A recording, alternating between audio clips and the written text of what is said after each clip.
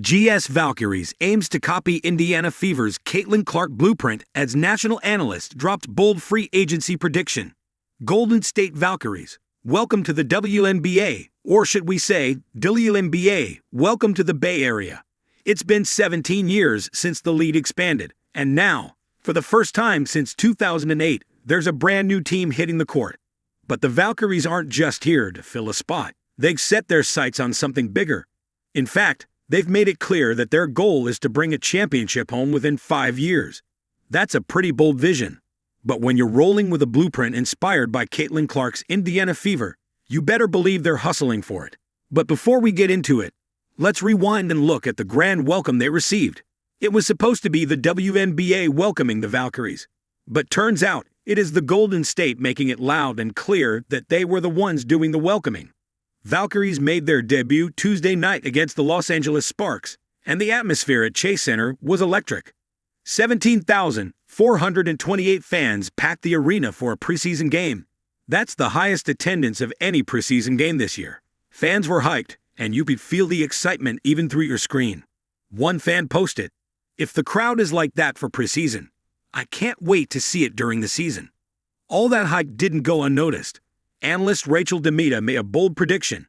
"I could see the Golden State Valkyries being a free agency destination for a lot of these players, because who doesn't want to play in front of a sold-out arena in front of a crowd and fan base who is going to ride this hard for this team?" Because the crowd wasn't just there for the ride.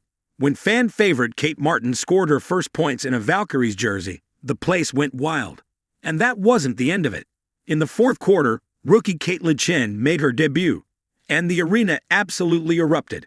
The former UConn Husky finished a fast break, layup off an assist from Julie Van Loo, sending the crowd into a frenzy. Sure, the Valkyries lost to the Sparks 83-82, but that comeback earned them a standing ovation. For a team barely a few months old, that kind of connection with the fans is huge. DeMita even compared them to what the Indiana Fever did. "I could definitely see the Golden State Valkyries doing something like the Indiana Fever did. How they transformed their organization. And they made sure that they got in these bigger names to surround Caitlin Clark," she said. You know what happened with the Fever? In Clark's rookie year, Fever led the league in both home and away attendance, with a 265% increase in home game attendance compared to the previous year. Additionally, the Fever saw substantial growth in social media engagement. This brought in key players like Duana Bonner, Sophie Cunningham, and Netasha Howard. Suddenly, they are contenders, and it transformed the franchise. And they made clear they aren't here just for the hype, they are here to win and be a real team. Some say we arrived because the world knows our name. From the court to the culture, we own the moment. Our road games sound like home games, because our fans don't ask for permission to dominate. So if you thought we have arrived, now you know. That's the campaign Indiana Fever is coming in with. The Valkyries could follow that same path, with prior championship-level leadership from Nakes, a two-time champion with Las Vegas, and GM Ohama Nyanen, who played a key role in assembling the Liberty's championship-winning core. The Valkyries have all the right pieces to build something special. And they won't have any history of past failures weighing them down. They're only just beginning. With jerseys already flying off the shelves and a fan base that's louder than ever, the Valkyries are surely setting themselves up for something big. How is Valkyries' first season really going to play out?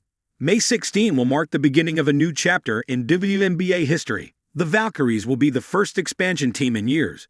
But don't think for a second they're going to be the only ones. Toronto and Portland are joining the league next season. And there are more teams to come after that. Golden State is leading the way, and while they could very well set the standard for future teams, there's also the chance they could become a cautionary tale. Nakes has used her international basketball experience to craft a roster that's loaded with international talent. In fact, the Valkyries have more international players than any team in the league, which is pretty impressive. However, a few of these international players will miss part of the 2025 season because they'll be playing in Eurobasket in late June. So Golden State might be a bit short-handed or forced to make some tough roster decisions. Either way, head coach Nakes is leading into a defensive mindset, focusing on that to help mitigate the time it'll take for the team to gel offensively. Now, we're not expecting a perfect season. The Valkyries will likely face some growing pains. Historically, only one of 10 expansion teams has posted a winning record in their first season, and the Valkyries are probably no exception. But that's okay. This is a long-term project. In fact, their focus for 2025 is less about immediate wins and more about building a strong foundation, building a roster, rotation, identity, and culture. This year is about setting the stage for something much bigger, something that will take shape in the years to come.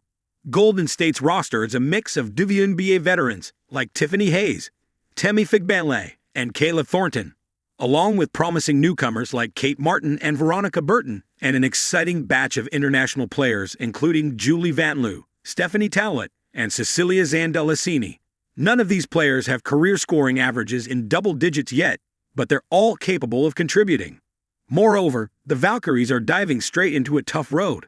After 2 games against Los Angeles and 1 against the Washington Mystics, they'll face off with the defending champion New York Liberty, then take on the Minnesota Lynx, a reloaded Phoenix team, and the Las Vegas Aces, all in the span of a few weeks. So considering all this, the 2025 season is going to be a tough ride, no doubt. But again, this is just the beginning for the Valkyries. Their future isn't going to be defined by their first season.